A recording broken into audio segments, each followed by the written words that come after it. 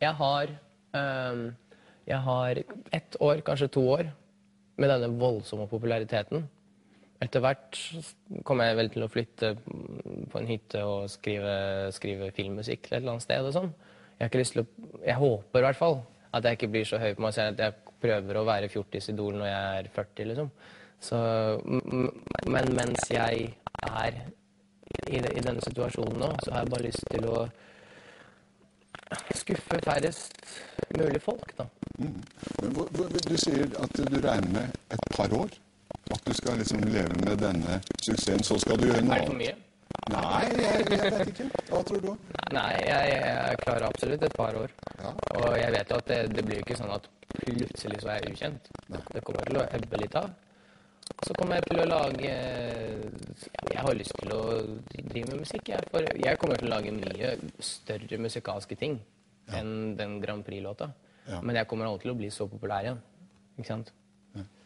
Du spilte litt før vi begynte her. Ja, klart.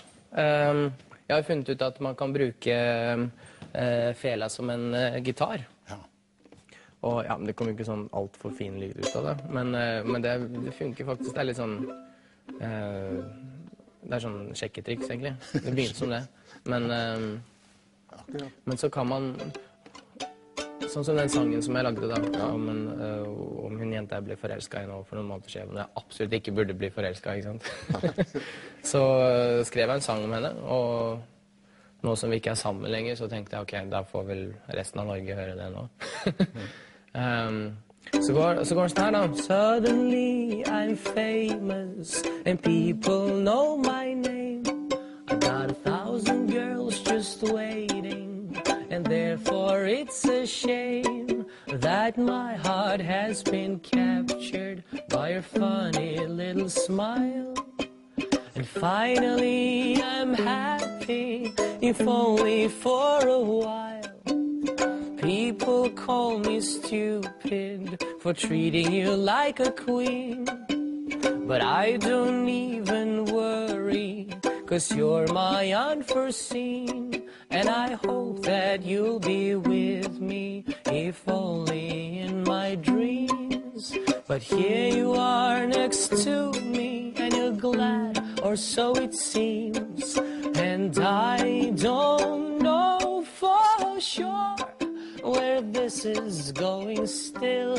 I hope for more and more, 'cause who would know that you would treat me like a boy, and I treat you like a girl in this funny little world. Yes. Denne perioden her musikalsk, den skal du holde på med et par år. Hva kommer etter det? Hva ser du for deg da? Jeg skal jo helst bruke, jeg har jo gått klassisk skole veldig lenge da. Jeg har lyst til å ha så allsidig karriere som mulig. Lage en musical, hvorfor ikke det? Ja. På tide, er det ikke det? Ja, jo. Har du noe idé? Nei, det hadde vært typisk med, jeg tror det bør være barnevennlig, fordi jeg har innsett nå at min største publikumsgruppe er jo de mellom 0 og 20. Men, og selv de over 20, ikke sant? Jeg har jo mange som skriver brev til meg som er 80-90 år, men selv de er jo barn. Ikke sant? Så jeg har bare barnslig publikum. Det er noe med CD-en min. Hva tror du er grunnen til at det bare er enten 5-ere eller 1-ere? Det er fordi enten så, altså hvis man tenker på det som en imponerende CD, så er det ikke noe imponerende i det hele tatt. Det er jo veldig enkle sanger som taler til ditt indre barn. Så hvis man ikke har sitt indre barn i seg lenger, så skjønner man ikke noe av det. Hvorfor tror du liksom den treffer barn og ungdom så veldig godt? Det er vel fordi jeg ikke har utviklet meg så veldig populærmessig, kanskje, på engelskfronten. Også samtidig som at melodiene er veldig enkle. Alt er veldig enkelt. Jeg har veldig mange mottoer jeg lever etter, men det viktigste mottoet at gi folk det de vil ha. Og av og til... Gi folk det de vil ha. Ja, men av og til så det også viktig å gi folk det de ikke visste de ville ha. Ja. Sånn at du misjonerer litt? Ja. Og det, ikke sant, albumet mitt, det jo ikke en eneste rød tråd. Fordi jeg måtte, når folk skjønte at jeg skulle lage album, og etter hvert som jeg ble kjent i Europa, så russerne ville ha en russisk nostalgisk CD, nordmenn ville ha en litt sånn optimistisk sommer-CD, barna ville bare ha noe å danse til, tenåringsjentene ville ha en veldig enkel melodi som de kunne synge etter, radiostasjonene ville ha enkelt produserte ting, klassiske lærerne mine ville at jeg skulle helst vise min klassiske side, mens folkemusikerne ville ha folkemusikk. Så du viser litt alt? Så da måtte jeg bare innfri. Ja. Før jeg spør deg, hva betyr dine russiske røtter i musikken? For det første så det jo en veldig sterk kultur Russland har, som veldig få land har, og det den klassiske kulturen. Det Rachmaninov, Tchaikovsky, liksom det russiske tungsinnet, da, kan man si. Og det jeg har i blodet, det vel melankolien og nostalgien.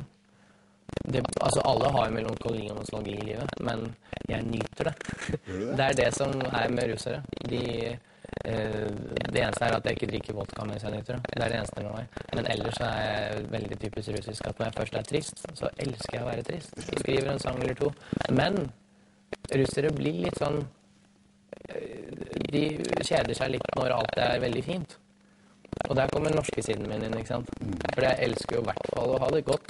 Ja, og det særpreger I Norge. Ja, man kan, hvis man skal si musikalsk, altså, hvis du ser nøye etter, så 80% av alle sangene som skrevet I Norge, altså som viser, det jo I dur. Ikke sant? Selv om det en trist sang, og handler om noen som har mistet kjæresten sin eller sånn, så minnes man på ved at det går I dur, at livet likevel, livet går videre, og det fint å leve. Mens 98% av alle sangene I Russland går I mål. Og det fordi man skal minne på at selv alle, det mange glade sanger, men de går I mål likevel, fordi man minnes på at livet ganske kjipt. Hvem setter du høyest av de klassiske russiske komponistene? Tchaikovsky, Rachmaninov. Kan du gi oss et lite eksempel? Av Tchaikovsky? Nei, altså... Eller? Men det finnes jo mange andre komponister, da. Bach helt fantastisk for fiolinister. Vi har fordi man trenger ikke noe, som fiolinist så trenger man ikke noe annet rundt seg. Sånn som Mozart, det jo for orkester og sånn, men da føler man nå som man har kommet så langt som man har nå I 2009, så føler man at det mangler litt som et trommesett. Så Mozart for enkel? Ja, Mozart litt sånn popmusikk uten trommer, men så samtidig så har Mozart skrevet det nydeligste stykket som finnes,